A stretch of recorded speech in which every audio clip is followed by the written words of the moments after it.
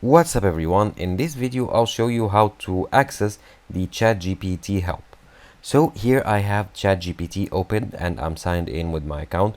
To do so, you want to go to OpenAI and either log in with your account or click on Get Started to create a new free account. And from here, to access the help, you'll need to go to the bottom right here and click on the question mark like button. And then you have two options. You can access the keyboard shortcuts. So if you want to know the keyboard shortcuts for different actions on ChatGPT, you can go ahead and view them.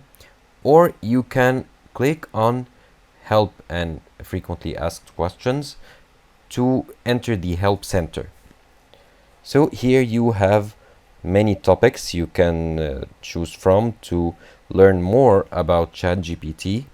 So like the how do I resolve billing issues, you can access an article related to this issue, and you can even access many like articles within this topic. So here is how you can access the ChatGPT help, and you can click here on the icon at the bottom right in the help center in order to like send them a message, a direct message to the help center, or search for help tips here. And that's how you can access the help center in ChatGPT. Thank you for watching this video.